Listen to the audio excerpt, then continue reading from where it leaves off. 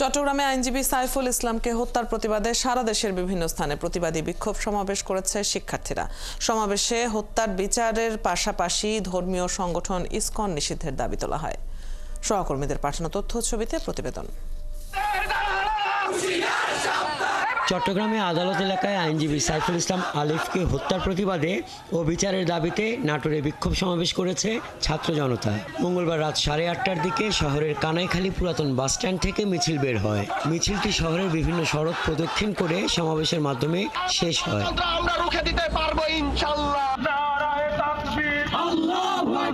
এদিকে রাত 10:30টায় এই ঘটনার প্রতিবাদে পটুয়াখালীতে বিক্ষোভ মিছিল করেছে পটুয়াখালী মেডিকেল কলেজ হাসপাতালের শিক্ষার্থী ও জনতা। হাসপাতালের সামনে থেকে মিছিল শুরু হয়ে শহরের প্রধান সড়কগুলো প্রদক্ষিণ শেষে একই স্থানে এসে সংক্ষিপ্ত সমাবেশ হয়।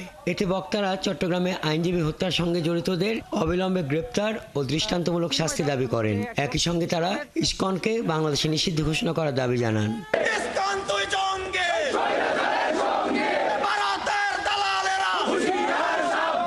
একই দাবিতে মঙ্গলবার রাত 12টার পর জামালপুর সরকারি আশিক মাহমুদ কলেজ ও জামালপুর মেডিকেল কলেজে বিক্ষোভ মিছিল হয়েছে।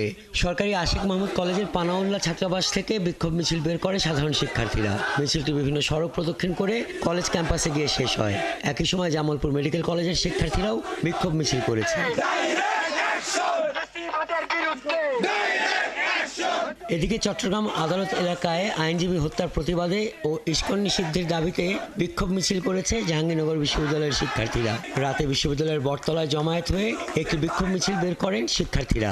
মিছিল নিয়ে ক্যাম্পাসের বিভিন্ন সড়ক প্রদক্ষিণ করে বিশ্ববিদ্যালয়ের শহীদ মিনার প্রাঙ্গণে সংক্ষিপ্ত সমাবেশ করে তারা। হাসান আহমেদ, ৭১।